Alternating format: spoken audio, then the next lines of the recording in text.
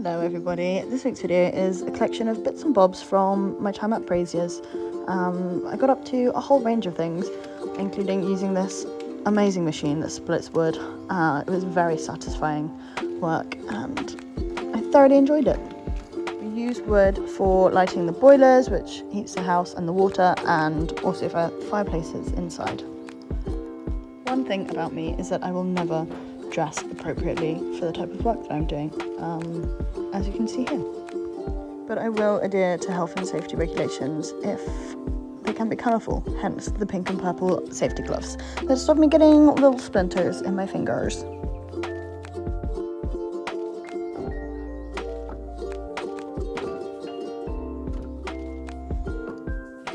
I love Braziers for the range of different jobs that we can do, and it's great to learn new skills and try out new things, and there's also lots of opportunities to teach other people shit as well, so it feels very collaborative, which is amazing.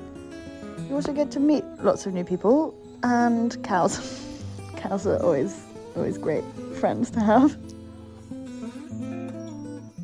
This lovely lady here is Leonie, and she's from Switzerland, and she was actually flying out to meet me in New Zealand, and we will be travelling together for a month and a bit, so you'll be seeing some more of her lovely face. I also had the pleasure of showing some of my international friends the phenomenon that is a British fun fair, and of course it was raining. What fair is complete without rain? So this was obviously just the beginning of the ride, but even at this speed, my friend Angela was freaking the fuck out. Bless. Obviously, I had to stop and pet the fair dog. He was very cute. While some of us were on the waltzers, the rest of the group was living it up on the carousel. One of many things that scarred me in the kitchen at Braziers was finding a snail in the food.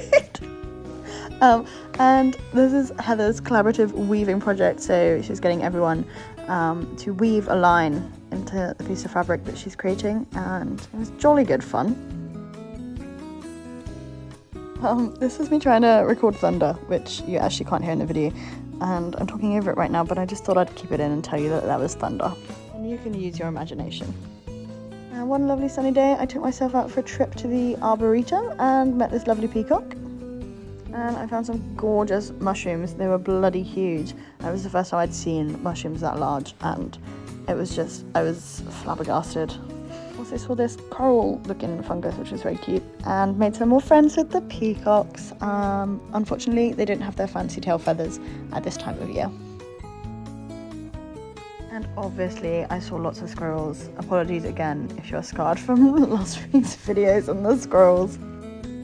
I also went on a foraging course, and we made these amazing flatbreads over the fire, and you just mix yogurt and flour, and then we added some herbs that we'd foraged, and they were so good. It's my new favourite thing. So easy peasy. And this is Lola the dog. She's very cute and loves a big stick. And obviously, because it's autumn, found some more mushrooms. These boys were fucking huge. I then went back to the Arboretum because they were having a seasonal fair going, and then saw freaking peacock babies. I also got a very scrummy yummy burger from this burger bar, and it was nice to eat some greasy meaty food, because we eat very healthy at Braziers, which I love, but it's nice for a little treat. We were so lucky this autumn to have such gorgeous weather, and made even more animal friends.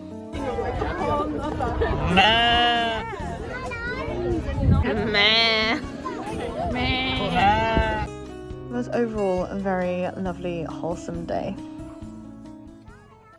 Back at the house, one of my favourite things to do was prepare breakfast for the guests. It meant that I had to get up early, but it also meant I could finish work earlier in the day and enjoy the rest of the afternoon. This was the only time I enjoyed being in the kitchen, because the only thing I had to cook was porridge. All my other experiences in the kitchen were semi-disastrous. Everyone ate, but it wasn't good. The larders were always very well stocked. This was a dry goods section, and we had mega bins of, here it's muesli, and we've got rice and flour and pasta and all sorts of things that you need in a kitchen. We'd often be cooking for 20 to 40 people at a time, so we had all these mega pots and pans and make everything in bulk. We also ate lots of leftovers, which was very good because you avoid waste that way. I loved it. Because I've worked in so many restaurants where the amount of food that gets thrown away is awful. But yeah, here we are very good and save it all for leftovers.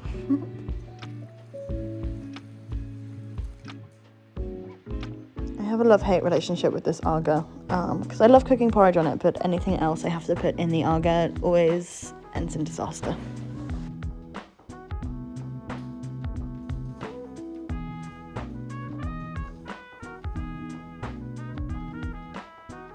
Now I'm just popping into the larder to go and get some fruit to put out for breakfast. And here I have everything set up in the dining room for the guests to arrive very shortly. I think this was a yoga retreat, so they were doing yoga in the drawing room next door. And this is my porridge with all my little porridge bits and bobs. We have quite a few houseplants dotted around, and so once a week someone has to go around and water them, and I decided this week that they needed a big old clean up because they were covered in dust, and that's not good for the plants. On the way up to my bedroom is this beautiful monstera that I get to see every single day, and she brings me so much joy, so I thought I would repay her by touching up her leaves.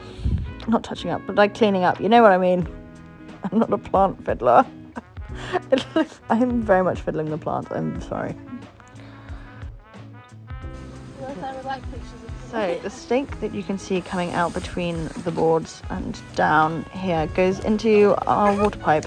The Marquee company accidentally staked the pipe, and it's not the first time they have done this, and it did mean that we got to dig this amazing muddy hole to get in and fix it. Ta-da! Hello. How muddy are you? Very. Why on a muddy quack?